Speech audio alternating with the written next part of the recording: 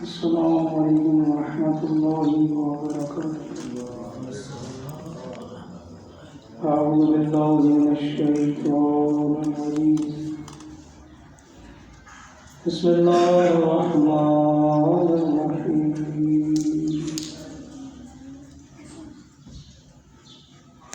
الحمد للہ رب العالمین، نحمده ونستعینه نستغفره ونتوکل علیہ ونصلی ونسلم علی حبیبہ ونبیہ وخیرتہ فی خلقہ حافظ سرہ ومبلغ رسالتہ بشیر رحمتہ ونذیر نعمتہ سیدنا و نبینا بالقاسم المصطفى محمد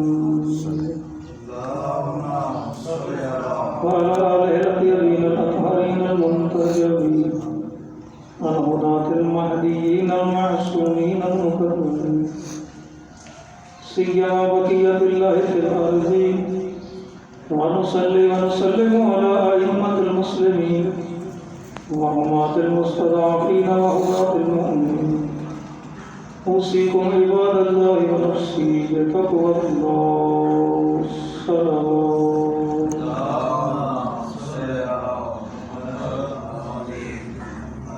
سامعین محترم، مومنین کرام، سب سے پہلے اپنے آپ کو اور آپ تمام محترم نمازیوں کو تقوی الہی کی وصیت و سفارش کرتے ہیں۔ جس قدر ہو سکے پروردگار کی اطاعت کریں، اس کی بندگی کا رستہ اختیار کریں اور حد الامکان اپنے آپ کو اللہ کی معصیت و نافرمانی سے محفوظ رکھیں۔ بندہ ہونے کا تقاضا بھی یہی ہے کہ جس کریم پروردگار نے ہمیں نعمتوں سے نوازا ہے، ہم اس کی نافرمانی نہ کریں بلکہ اس کی اطاعت کریں، اس کی نعمتوں کا شکر ادا کریں اور اس کے نیک اور صالح بندوں میں سے اپنے آپ کو قرار دیں۔ پروردگار ہمیں توفیق دے اپنی اطاعت و بندگی کی اور اپنی شکر گزاری کی۔ پروردگار نے اپنی اطاعت کے مختلف راستے بنائے، احکامات ارشاد فرمائے۔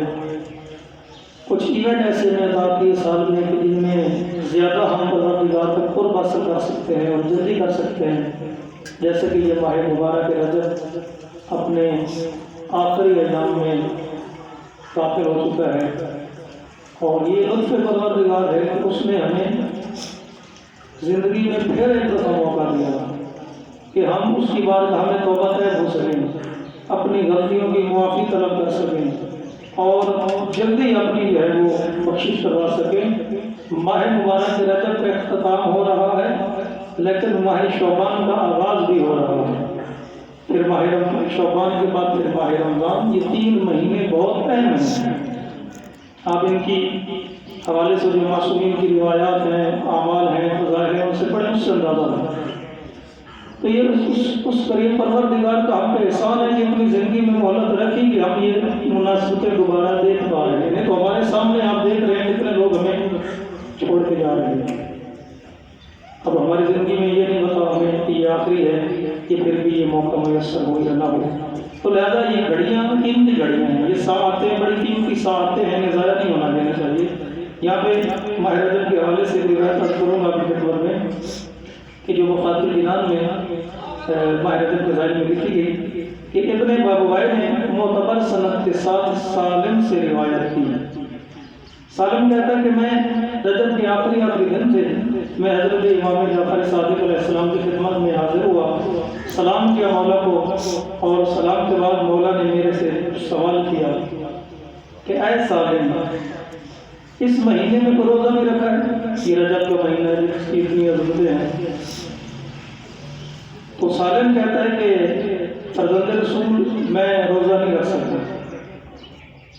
امام نے فرمایا تو پھر تو تم اس قدر ثواب سے محروم رہے ہو کہ جس کی مقدار سوائے پروردگار کے کوئی جانتا نہیں ہے۔ اتنا اجر و ثواب سے تم نے اپنے آپ کو محروم کیا کہ جس کی مقدار سوائے پروردگار کی کوئی نہیں جانتی، کیونکہ یہ وہ مہینہ ہے، امام نے فرمایا کہ یہ وہ مہینہ ہے جس کی فضیلت تمام مہینوں سے زیادہ اور حرمت عظیم ہے۔ خدا نے اس میں روزہ رکھنے والے کا احترام اپنے اوپر لازم کیا ہے۔ عمل دیکھیں، اجر بھی دیکھیں۔ ماہ رجب کا روزہ دار اللہ کے نزدیک یہ مقام رکھتا ہے کہ اللہ نے اپنے پہ لازم قرار دیا ہے کہ میں اپنے اس بندے کا احترام کروں جس نے میری خاطر رجب میں روزہ رکھا۔ پھر مولا نے فرمایا، سالم کہتا میں نے عرض کیا فرزند رسول اگر میں اس کے باقی ماندہ دنوں میں روزہ رکھوں تو کیا مجھے یہ ثواب مل جائے گا؟ ابھی تو میں غفلت میں تھا، متوجہ نہیں تھا، اب جس طرح آپ مجھے متوجہ کر رہے ہیں اب میں متوجہ ہوا ہوں، تو کیا باقی دنوں میں یہ اجر حاصل کر سکتا ہوں؟ امام نے فرمایا سالم اگر وہ شخص آخر رجب میں ایک روزہ رکھے، ابھی آخری نعمت رجب کی آج 28 رجب ہے، 2 دن باقی ہیں، مولا نے فرمایا جو آخر رجب میں ایک روزہ رکھے خداوند عالم اس کی موت کی سختیوں اور بعد از موت کی ہولناکی اور عذاب قبر سے اسے محفوظ کر دے۔ کتنا بڑا پیکیج ہے، چھوٹی بڑی بات نہیں۔ موت جب سب رشتہ داروں اس وہاں پہ بے بس ہو جاتے ہیں، کوئی کچھ کرنا بھی چاہے تو نہیں کر سکتا، لیکن پروردگار نے ایسے اعمال رکھے ہیں بندے مومن کے لیے کہ وہ اس کے کام آ سکتے ہیں۔ اس میں سے ایک عمل امام یہ بتا رہے ہیں۔ پھر مولا نے فرمایا جو آخر ماہ رجب میں 2 روزے رکھے، موت والی مسئلہ، قبر والا مسئلہ، موت کی بات کی ہولناکیاں اور یہ چیزیں ایک روزہ رکھنے سے آپ کی ختم ہو رہی ہیں۔ اگر 2 روزے رکھے تو پورے صراط سے آسانی سے گزر جائے گا۔ قیامت کا اہم ترین مسئلہ ہے پورے صراط سے گزرنا، جس کے بارے میں مشہور ہے کہ بال سے زیادہ بڑی تلوار سے زیادہ تیز اس سے گزرنا ہے۔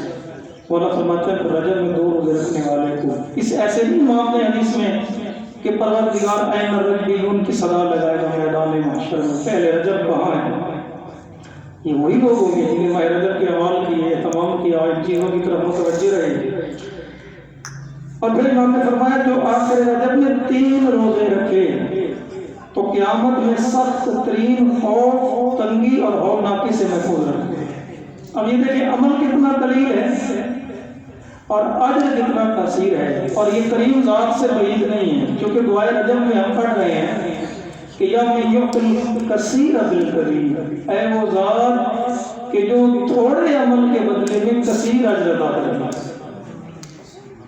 یہ اس پروردگار کی شان کریمی ہے کہ بندہ قلیل عمل کرتا ہے وہ عظیم اجر عطا کرتا ہے۔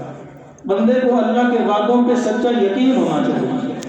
امام نے فرمایا 3 روزے رکھنے سے قیامت کی سختی، قیامت کی ہولناکی سے بھی محفوظ ہو جائے گا اور اس کو جہنم کی آگ سے آزادی کا پروانہ بھی مل جائے گا۔ تو مومنین کرام سالم کی طرح اگر ہم غفلت میں ہیں تو متوجہ ہونا چاہیے۔ آج 28 رجب ہے، کل 29 ہے اور پتہ نہیں 30 کا ماہ ہوتا ہے اتنا بار۔ تو یہ روایت عرض کرنے کا مقصد یہی تھا کہ ہم جو ہے وہ ماہ رجب کی ان پرفضیلت گھڑیوں کی طرف متوجہ رہیں۔ پھر جہاں پہ 27 رجب کے اعمال میں نے اس لیے پچھلے جمعے میں بتا دیے تھے، چونکہ 27 رجب جمعے سے پہلے آ جانی تھی، بڑی عظیم رات تھی، بڑا عظیم دن تھا، اس کا روزہ 70 سال کے روزوں کے برابر تھا، اس کی شب بیداری اور عبادت 60 سال کی عبادت کے برابر تھی۔ تو یہ بھی سال کے اہم ترین دنوں میں اور عظیم دنوں میں سے ایک دن ہے جو کل گزرا ہے۔ اب یہ بندے کی اپنی کیا کہتے ہیں کہ توفیق ہے کہ کوئی اعمال میں گزار رہا تھا، کوئی الیکشن میں لگا ہوا ہے، اور کوئی یہ مسائل دنیا کے نظام ہے، اس کا یہ بندہ مومن نے اپنا انتخاب خود کرنا ہوتا ہے۔ پھر لکھا گیا ہے مفاتیح الجنان میں آخری دن جو رجب کا ہے، آخری،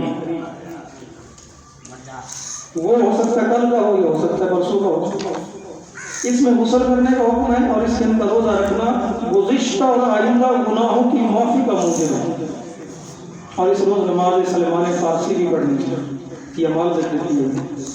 تو یہ ماہ رجب ہم سے جدا ہوا، ہم بالکل کلیل اطاعت اور اعمال اس میں انجام دیتا ہے۔ پروردگار ہمیں قبول فرمائے ہماری طرف سے، کیونکہ ہمیں پروردگار کے وعدوں پہ سچا یقین ہے، اور اس دعا کے جملوں پہ جو معصوم کی زبان سے جاری ہوئے کہ تو وہ ذات ہے کہ جو قلیل عمل کے بدلے کثیر اجر عطا کرنے والی ہے۔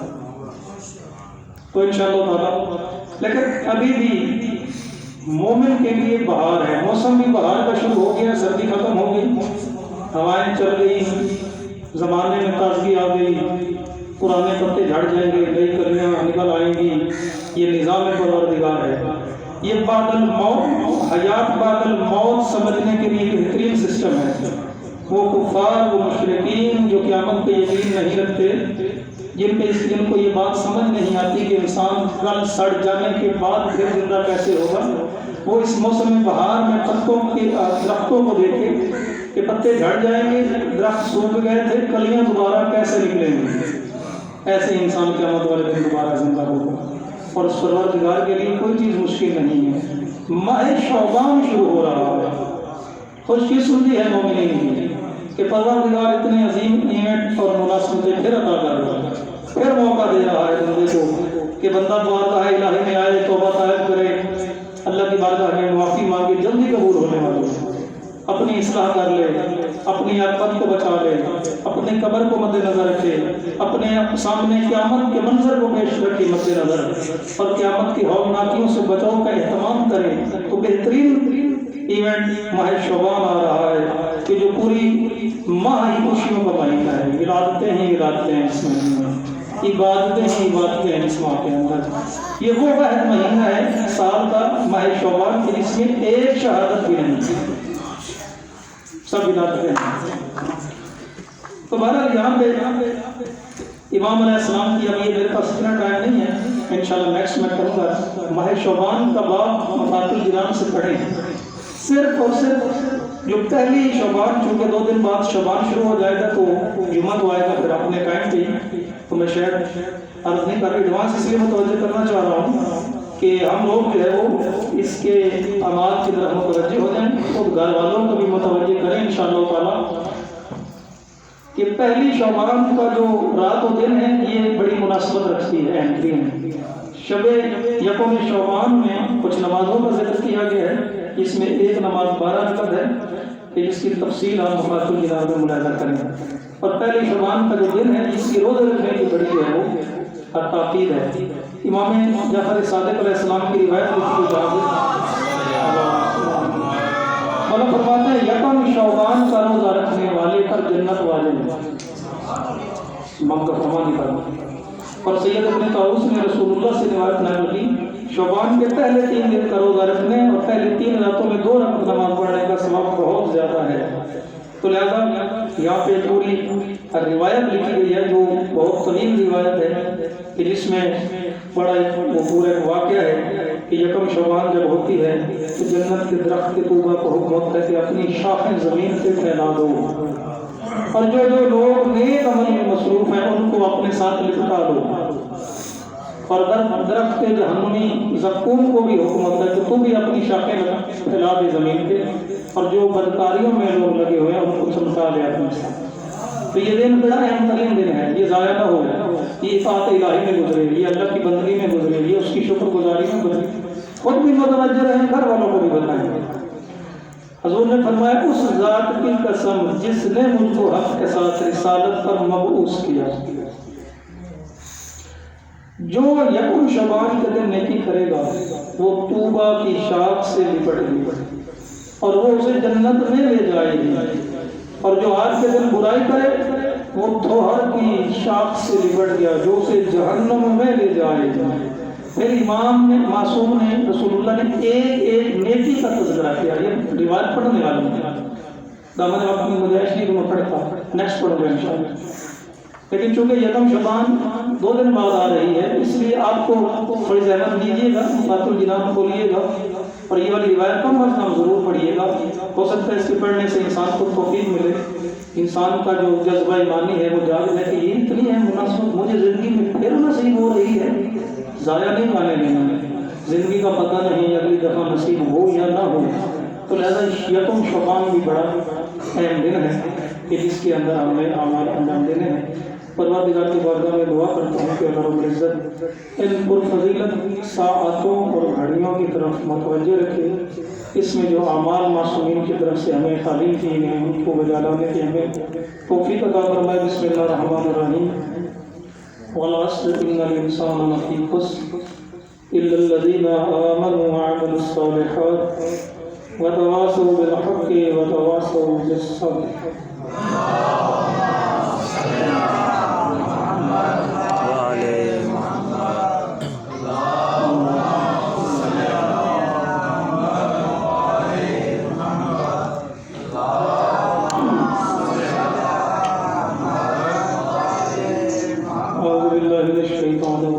بسم اللہ الرحمن الرحیم۔ الحمد للہ رب العالمین والصلاة والسلام علی سیدنا و نبینا ابی القاسم المصطفى محمد وعلى آلہ الطیبین الطاہرین سیما علی امیر المؤمنین وصديقة الطاهرة السيدة نساء العالمين والحسن والحسين سبطي الرحمة وإمامي الهدى وعلي بن الحسين ومحمد بن علي وجعفر بن محمد وموسى بن جعفر وعلي بن موسى ومحمد بن علي وعلي بن محمد والحسن بن علي والخلفاء والحجة حججك على عبادك وملائكة في بلادك وصل على أئمة المسلمين وحماة المستضعفين وهداة المؤمنين اللهم اغفر للمؤمنين والمؤمنات والمسلمين والمسلمات الأحياء منهم والأموات أستغفر الله لي ولكم أوصيكم عباد الله ونفسي بتقوى الله الصلوات۔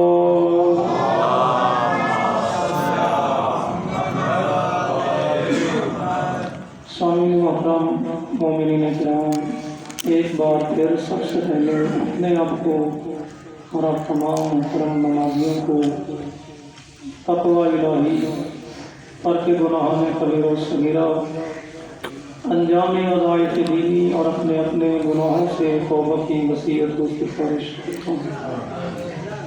جس قدر ہو سکے پروردگار کی اطاعت کریں، اللہ کی شکر گزاری کریں، اس کے نیک بندوں میں سے ہونا ہے اور اللہ کی نافرمانی و معصیت سے اپنے آپ کو محفوظ رکھیں۔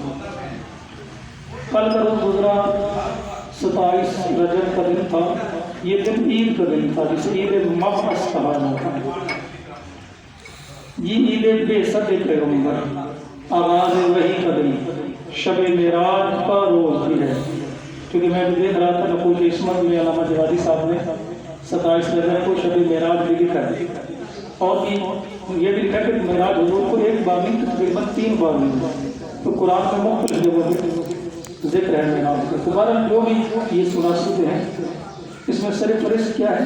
مبعث، حضور کی بعثت کا روز۔ پروردگار نے اپنے حبیب کو رحمت بنا کے دیا، رحمت للعالمین، ان کی سیرت اور زندگی کو اسوہ حسنہ قرار دیا۔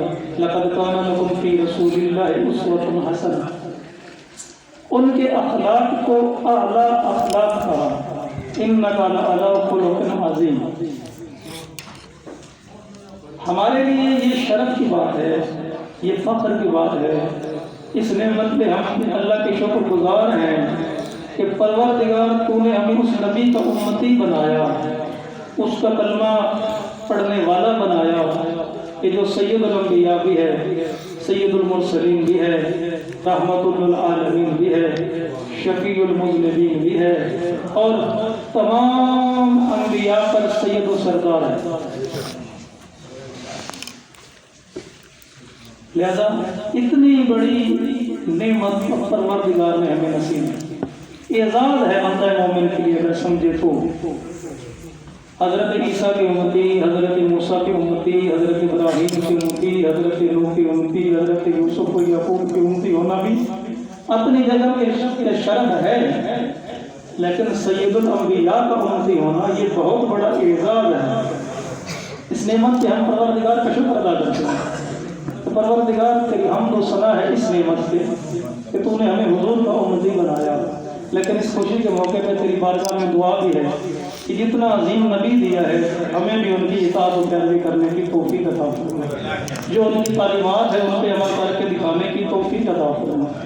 پہلے مبعث کی مبارک تمام مومنین کو پیش کروں گا، اور دوسری مناسبت جو ہے وہ آج کے دن کی ہے کہ آج کا دن 28 رجب کی مناسبت سے 28 رجب کا دن غم کا دن بھی ہے، کیونکہ امام حسین علیہ السلام مدینہ چھوڑ رہے ہیں،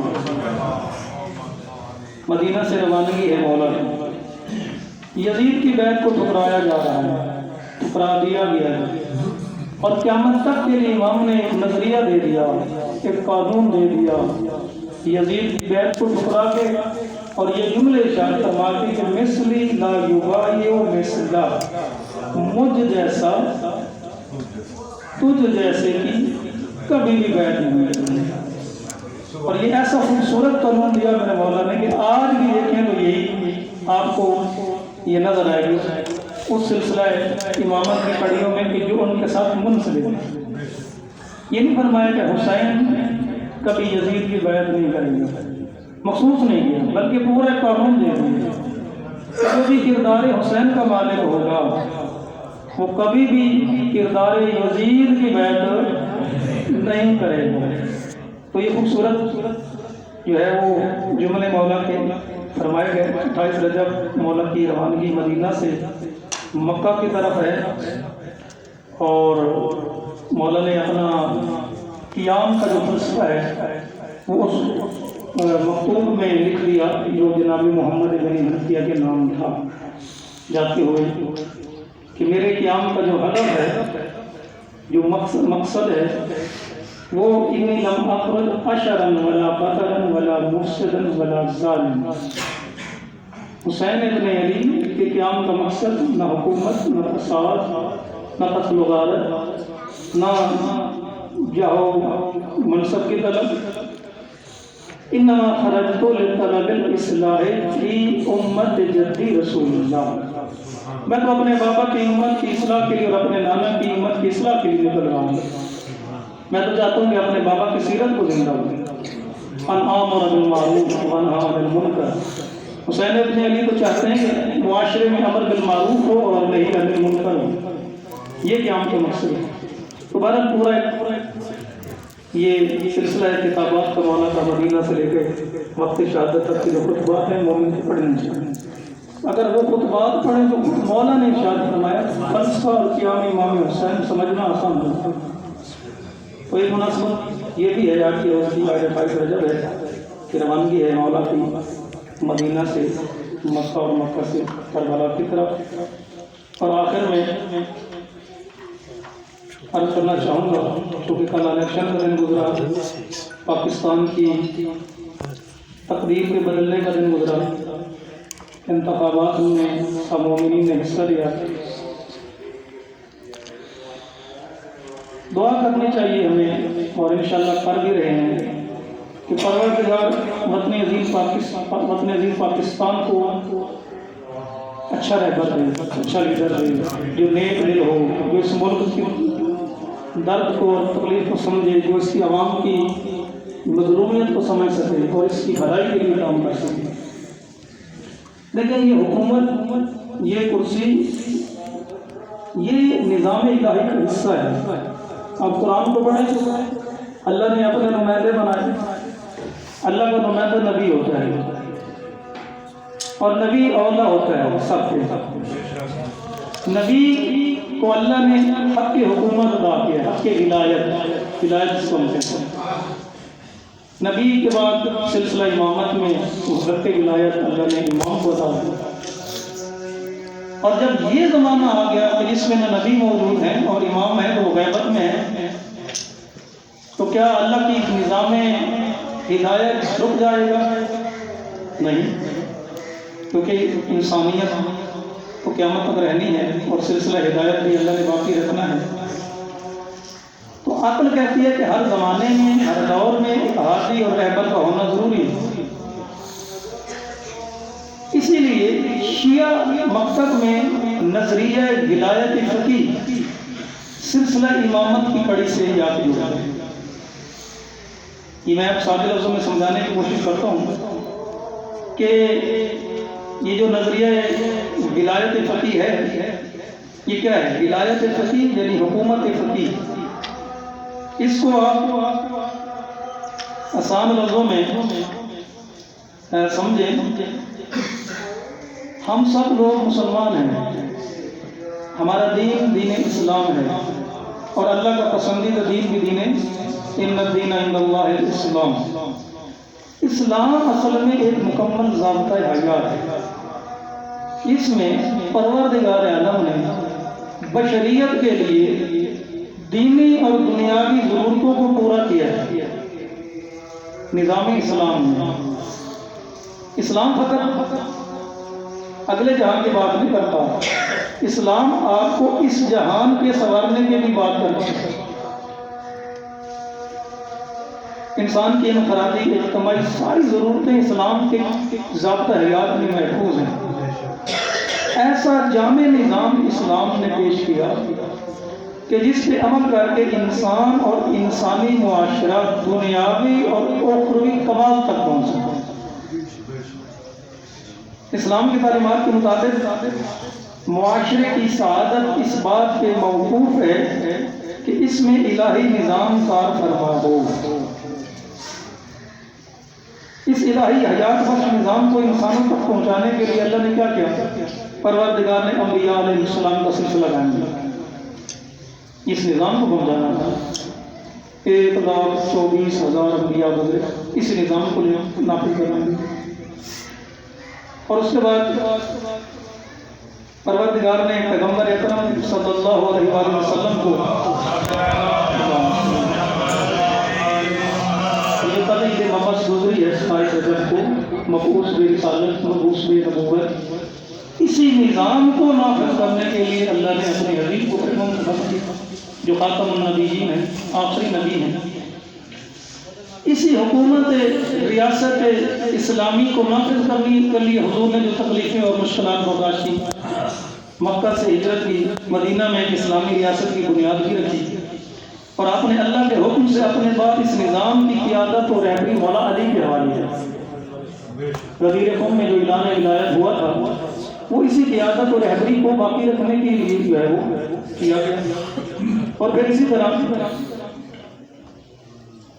امام حسن، امام حسین اور سلسلہ چلتا چلتا امام مہدی تک۔ لیکن بعض منافقین کی کوششوں کی وجہ سے رسول کے بعد امام کو امت مسلمین کی ظاہری قیادت اور رہبری نہیں مل سکی جو حالات کے زمانے کے آنے سے۔ لیکن بالآخر جب مولا علی کے پاس حکومت آئی، اگرچہ مختصر عرصہ کے لیے تھی، لیکن اس میں مولا علی علیہ السلام نے حکومت اسلامی اور عدل انصاف کا وہ نمونہ پیش کیا کہ جو اپنی مثال آپ ہے۔ علی کا طرز حکومت اگر کسی نے سمجھنا ہو تو یہ نہج البلاغہ موجود ہے۔ یہ نہج البلاغہ عام کتاب نہیں ہے، یہ نہج البلاغہ میں امیر المومنین کے خطبے جو مولا نے مختلف عامل روانہ کیے، گورنر بنا کے بھیجے، عثمان بن حنیف کا ذکر ہے، جناب مالک اشتر کا تو بڑا تفصیلی ترین خطبہ جو ہے نہج البلاغہ میں حضرت امیر المومنین کا مکتوب نمبر 53۔ یہ اس میں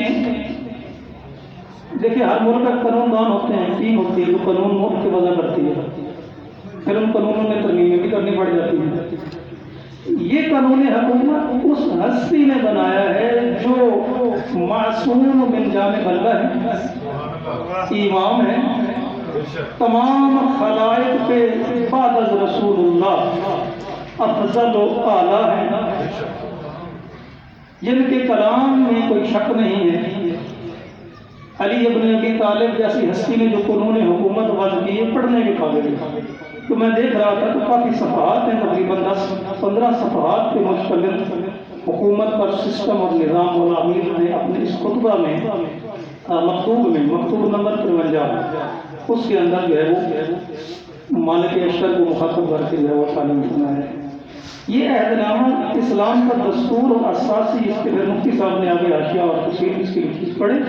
حکومت کا سلسلہ جو ہے وہ اچھے انداز میں بارہ. اس کے علاوہ بھی بہت سارے اس کے اندر جو ہے وہ موجود ہیں. اچھا، یہ سلسلہ انبیاء سے خاتم النبیین تک حضور نے اپنا یہ سلسلہ مولا علی کے حوالے کیا، اور بھی یہ سلسلہ چلتا چلتا آپ کے امام مہدی تک اختتام پذیر ہونے والا ہے کائنات. اب زمانہ غیبت میں مومنین کو بغیر کسی قیادت کے چھوڑ دیا نہیں، بلکہ شریعت اس زمانے میں جو شیعہ نقطہ نظر ہے اس کو میں عرض کر رہا ہوں. ایک ایسا فقیہ عادل جو علم و عمل سے آراستہ ہو، خواہشات نفس سے آزاد ہو، خدا رسول اور اہل بیت کا موتی و فرما بردار ہو، اس معاشرے کا نگران اور امام زمانہ کی جانب سے اس امت پر امام کی طرف سے حجت قرار دیا. سمجھ گئے بات؟ اس لیے دیکھیں ایران کے اندر نظریہ ولایت فقیہ پریکٹیکل ہے. اس وقت ولی فقیہ آیت اللہ خامنائی رہبر معظم رحمت المسلمین سید علی خامنائی ولی فقیہ ہیں، اور پوری دنیا کی کتنی مملکتیں ہیں، کتنے ممالک ہیں دنیا کے. پوری دنیا میں واحد ایک ملک ہے اسلامی جمہوریہ ایران کہ جس میں یہ حکومت امام کی جھلک کہہ لیں، ولایت فقیہ کا نظام کہہ لیں، یہ جو چیز ایک ہمارے مقصد کے نقطہ نظر سے ہے وہ اس کی پریکٹیکل مثال موجود ہے. اس کے علاوہ پوری دنیا میں نہیں. ایک مرجع، ایک مجتہد، ایک جامع شرائط ولی فقیہ جس کو قرآن پہ بھی عبور ہے، جس کو حدیث میں بھی عبور ہے، جو رسول اللہ کی سنت کو بھی جانتا ہے، جو سیرت ائمہ کو بھی اچھی طرح سمجھتا ہے، دنیا کے واقعات و حالات پہ اس کی باریک نظر ہے، وہ ایک مملکت کا سربراہ ہے جسے ایران کی اصطلاح میں، فقہ کی اصطلاح میں شیعہ نقطہ نظر سے ولی فقیہ کہتے ہیں. حالانکہ ان کے صدر سید ابراہیم رئیسی کے حق میں اس کے اوپر کا جو ہے منصب وہ ولی فقیہ. یہ نظریہ امامت سے منسلک ہے، اور اس لیے آج دنیا میں یہ جو رولا ہے کہ جو ظلم و ستم ہے، یہ جو ایک دوسرے پہ تجاوزات ہیں، یہ صرف قانون الہی کو فالو نہ کرنے کی وجہ سے. اگر لوگ مولا علی کے اس خطبے کو، اس مکتوب کو جو مالک اشتر کو حکومت و گورننگ دیتے ہوئے مولا نے تحریر فرمایا تھا، اس کو فالو کرتے تو دنیا کا نظام امن میں، عدل میں، انصاف میں بدلتا ہوا.